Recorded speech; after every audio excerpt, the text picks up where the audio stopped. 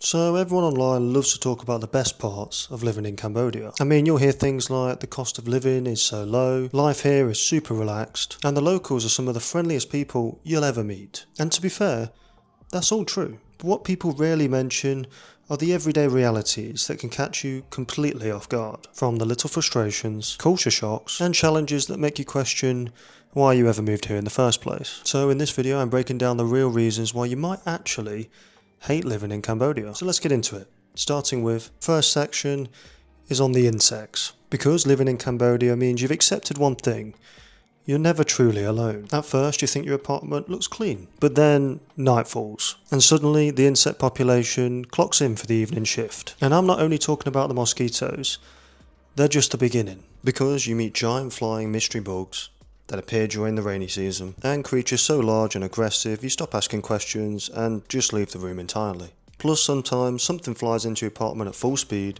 and you genuinely have no idea whether it's an insect or a small bird. And then there's the geckos. Technically not bugs, but definitely part of the ecosystem. At first they scare you, then you realise they eat mosquitoes, so now they're employees. You start respecting them, naming them, protecting them from guests, until one screams at 3 AM. And something nobody tells you is the geckos sound like a broken dog toy being strangled. Yes, that's what that noise is if you didn't already know, because you'll hear that exact sound quite a few times when you live here. And during rainy season, it can be absolute chaos. Every light becomes a gathering point for 9,000 insects. I mean, I can always see them through my windows in the evening, and I just have to turn off all the lights because I left them on once, and trust me, I'll never make that mistake again. And also there's times you'll sit outside a restaurant trying to enjoy dinner, while moths are repeatedly sacrificing themselves into your drinks and food, which is just fun. Plus there's the jumping mini grasshoppers that randomly decide to attack you, which keeps you on your toes, especially at night when you get up and go to the bathroom. But the funniest part is how quickly your standards collapse. Back home, one bug in the house would ruin your day. In Cambodia, you eventually reach a point where you see a giant spider in the bathroom and calmly think, here we go again. And you just deal with it. So if you just hate all creepy crawlies, then thinking you'll be able to avoid them all forever while here just isn't very realistic, I'm afraid. So you've been warned. I mean, if you're living in Siem Reap, it's pretty much in the jungle, with the amount of nature you're around, so that shouldn't really surprise you anyway. Now on to the next section. The language barrier. Because before moving to Cambodia, you probably think, oh, I'll just pick up the language naturally. And that's just adorable, because myself, and probably you watching too, haven't even mastered the English language yet, let alone starting to learn a second one, which is already quite ambitious, especially one that's as hard as Khmer to learn. Because the second you arrive, you realise Khmer looks like somebody turned cursive handwriting into ancient wizard symbols. You stare at signs, menus, and product labels with absolute confidence that you're understanding none of it. And to be fair, a lot of people do speak some English, especially in the tourist areas, but eventually you leave the expat bubble and suddenly every simple task becomes a negotiation between two confused people that are smiling politely at each other. Plus, to put it into perspective, Cambodia on the English-speaking rankings in Asia is actually the lowest, and that's according to the 2025 edition of the English Proficiency Index anyway. But I'll say this, in my experience, it doesn't really feel that way, because I think the younger people here speak English more than the older people. That's my guess anyway, because most young Cambodians seem to be able to speak pretty good English. In Siem Reap and Phnom Penh, that is anyway. But yes, outside the tourist towns, and Cambodians that are a bit older, then you are just hoping for the best really. And the funniest part is that over time, you develop a strange survival communication system that technically shouldn't work, but somehow does. You learn the universal Southeast Asian expat language, hand gestures, facial expressions, random Khmer words, and the phrase, same same. And most of the time, that's enough to get through the day anyway. But if you think you can communicate to everyone using English, then think again. So you'll either have to learn a bit of Khmer, or at least get used to using Google Translate, otherwise Cambodia might not be completely for you, because it can definitely be challenging in some interactions, that's for sure. And the next section. Air pollution. Because nobody normally prepares you for the burning season in Cambodia. You arrive thinking you're moving to a tropical paradise, but then one morning you look outside and realise that the entire skyline has disappeared, like everything's just loaded on the low graphic setting. And that's mostly because of the burning season, that magical time of year when the farmers across the region start burning fields, forests, leaves, trash, and possibly even the concept of breathable oxygen itself. And this is done to reset for the next season, but eventually you seem to adapt. And that's the craziest part. you do eventually get used to it. And I'll say this in Siem Reap, I haven't really suffered at all from this, but maybe that's because I'm in a good location, or maybe because I don't smoke, so my lungs are good to go, and it doesn't really affect me. But you can always wear a mask and use inhalers to help. You'll even see locals wearing masks themselves sometimes. And also I'll say this, it's not as bad as it is in the north of Thailand, for example, but if you do have any respiratory issues, you might suffer a bit.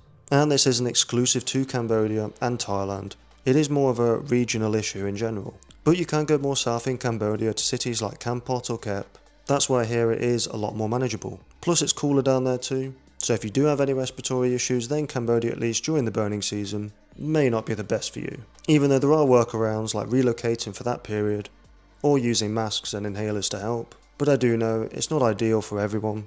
But until this part of the world finds an alternative, it's something to be made aware of, because it does happen. But enough of that, let's move to the next section.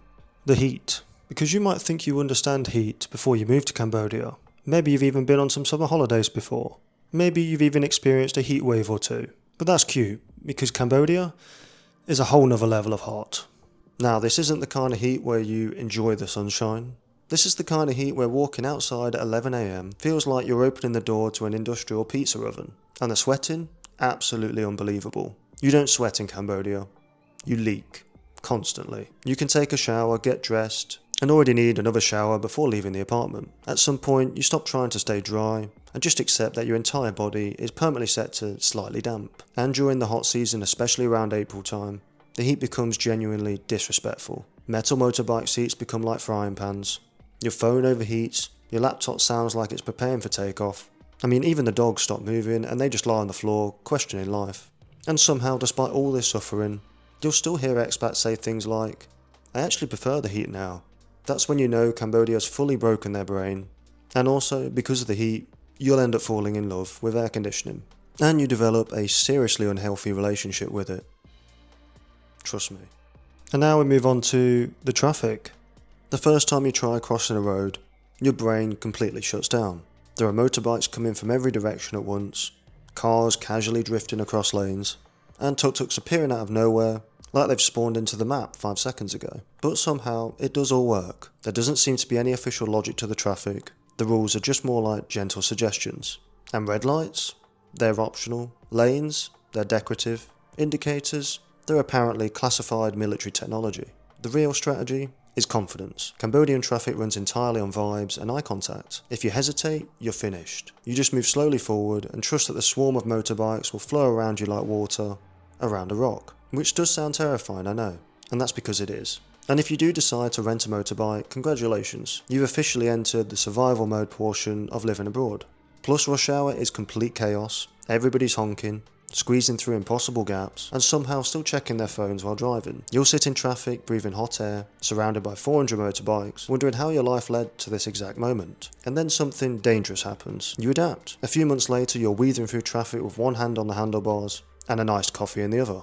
Like you were born there. You stop reacting to the chaos completely, and wrong way drivers, that's now normal. Random dogs crossing the road, fine. 3 people balancing on one scooter carrying live chickens, now that's barely worth noticing anymore. That's when you realise Cambodia's changed you into someone your past self would no longer trust. Because if you don't think you can adapt to the traffic chaos in Cambodia, and Southeast Asia in general, then this region might not be for you. So yeah, Cambodia will absolutely test your patience. The heat melts your soul, the traffic feels like a live action video game, the insects act like they pay rent in your apartment, the burning season makes skylines disappear, and at some point you'll start to question yourself and wonder why you ever moved to a country where crossing the road feels like you're gambling. But weirdly, that's why some people fall in love with it. So beneath all the chaos, Cambodia has this energy that's hard to explain until you live here. Life feels less polished, less predictable, and honestly, more real. Days become more interesting, random conversations turn into friendships, and a quick coffee run somehow becomes the highlight of your afternoon. And before you know it, the things you once hated become normal. You stop caring about perfect convenience, you learn to laugh when things go wrong, you start slowing down. Then one day you're sitting outside, looking at a sunset, drinking a $1 iced coffee in 35-degree heat, while motorbikes fly past you through a cloud of mystery smoke, but somehow, you're completely happy. And that's the strange thing about Cambodia. A lot of people come here thinking they'll stay for a few weeks, Then suddenly it's been 3 years, and they're arguing with tuk-tuk drivers and broken Khmer, while recommending their favourite noodle spot to new arrivals. So yes, you'll hate living in Cambodia sometimes, but you'll probably be happier and laugh way more here too. And that's the real secret to why people always end up coming back and staying here way longer than they initially thought. And that's it for today's video. If you enjoyed, make sure to leave a like, and as always, I'll see you guys in the next video.